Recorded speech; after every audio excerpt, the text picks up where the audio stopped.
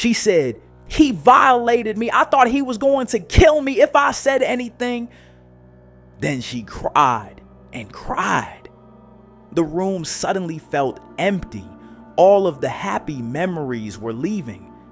I tried to catch them. I knew they were there. I knew they happened, but I couldn't find them, like a word stuck on the tip of your tongue.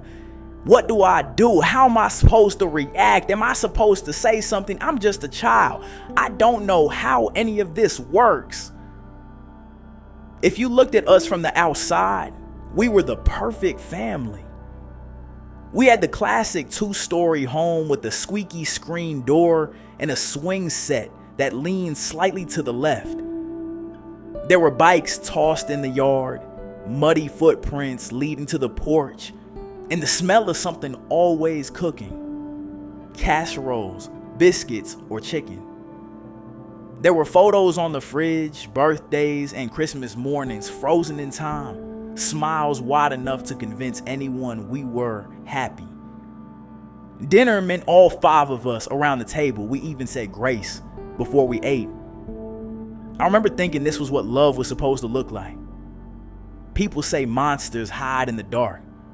Ours hid in plain sight, smiling for pictures, carving turkey, passing the salt. From the outside, we were perfect. But love can be deceiving when you don't understand the difference from pain. I was just a kid, blissfully unaware that sometimes the people who tuck you in at night are the same ones who teach you to fear. My world back then was simple. I'd help my grandfather in his garden, the smell of damp soil and tomatoes hanging thick in the summer air. I'd spend hours exploring the woods behind our house, pretending I was some kind of explorer. I'd find bits of rusted metal, shattered glass, old bottles, like little fossils from someone else's life. Even the tiny brook that cut through the backyard felt like an adventure. It was barely deep enough to cover my shoes. But when I was standing there, heart racing, I felt like I was conquering something wild. Looking back, I think that's the last time I remember feeling safe. I didn't know it then, but I was living in the calm before the storm. And the storm had my father's face. Then the memories start to fade.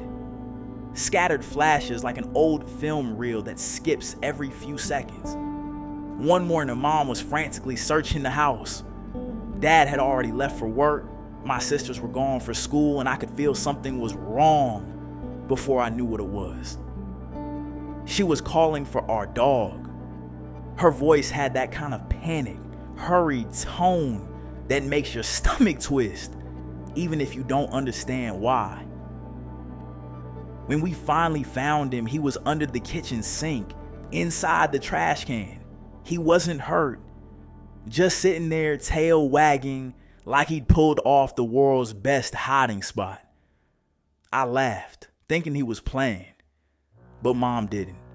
Her face was pale, her hands trembling as she lifted him out. I didn't understand then, but her eyes weren't angry. They were scared.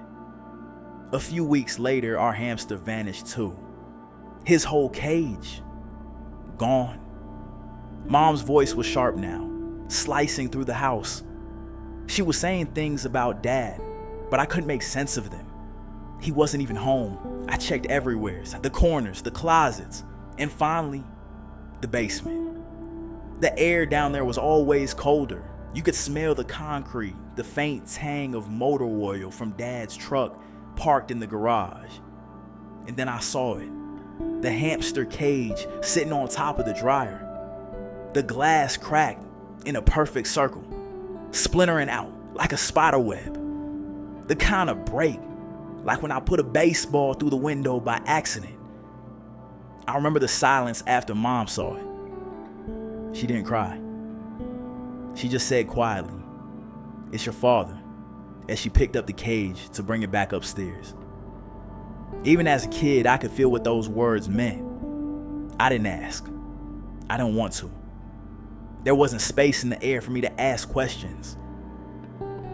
After that, my memories come in waves, fast, blurry, choking.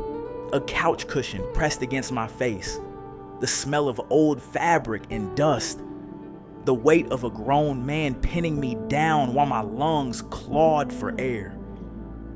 It felt like they were turning themselves inside out, reaching through my throat like two hands grabbing for any bit of air they could. The world went quiet except for the muffled sound of Mom's voice, yelling, begging. Then he stopped. And life just went on. Board games, television, dinner, bedtime. Like nothing ever happened. When chaos becomes normal, peace starts to feel uncomfortable. People always tell survivors, you didn't deserve it. But when I grew up in it, I already knew that. I just stopped expecting anything better because I didn't know there was better. I could be hit for walking into a room at the wrong time. I could be punished for breathing too loud. And somehow I still wanted his approval. I still loved him. That's the cruelest part of abuse. It teaches you to mistake fear for love. Sometimes the people who break you are the same ones who convinced you they were building you. Eventually, Dad stopped coming home. One day, Mom asked me, "Do you want to live with him or with me?" I didn't even understand the question. I picked Mom. Not because I was afraid of him, but because she was home. I didn't want to go somewhere new. That sounded scary and uncertain. I don't remember much about court. People took a lot of pictures of me and asked questions I didn't know how to answer. I don't know was the simplest answer to give them. Because telling the truth meant admitting the world wasn't what I thought it was. And I wasn't ready for that. And a lot of me still didn't understand what was even wrong. Afterward, they said Dad could visit twice a week, Tuesdays and Thursdays from 6 to 8. And every week I'd sit on the porch waiting. Every week, without fail, I'd be there, sometimes even early. I guess I thought if I wasn't outside when he showed up, he wouldn't stop. I was probably right. But either way, sometimes weeks or months would pass without him coming by. But when I saw his truck pulling in, my heart would still jump. When he came, we didn't talk much. We sit in silence in the driveway, or I'd watch him work on cars at his rented garage. I thought he was a genius for knowing how engines worked. I admired him because that's what sons do, even broken ones. Mom hated him. That was obvious to everyone. I didn't know why and never was curious enough to ask. I overheard her telling my grandparents about checks he'd send with "ungrateful bitch" written in the memo. I didn't know what that meant, but I knew it hurt her. I learned early not to ask him for anything. Not money, not time, not answers, and not love. Still, I defended him, always. No one was allowed to talk bad about him. It only took a few times of my family testing that before they learned to do it away from me. I would be ready to throw hands for him. When you grow up protecting your abuser, it's not loyalty. It's survival, dressed up as love. One Thursday, 8 o'clock came and went. He didn't show. I walked inside to find a mom crying on the couch, phone in hand. My grandmother sat across from her on the coffee table across from her. I got my first black eye from that coffee table trying to reenact Batman from the couch. I choked on a cough drop sitting upside on that couch watching General Hospital with my mom. That was the first time we had ambulance at the house. We laughed about it later. But this time those memories weren't the important ones anymore. I sat down next to Mom, unsure what to say. "I hate him," she said. "He's evil." Then after a long pause, the words that changed everything. He raped me. I thought he was going to kill me if I said anything. The light left the room and it felt like the world tilted sideways. That was the moment I grew up. A coming of age moment way too soon. Everything suddenly made sense. The fear, the yelling, the animals, the bruises.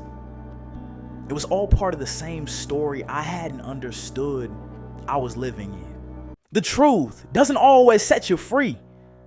Sometimes it just forces you to see the cage you've been sitting in. After that, I didn't see him again for years.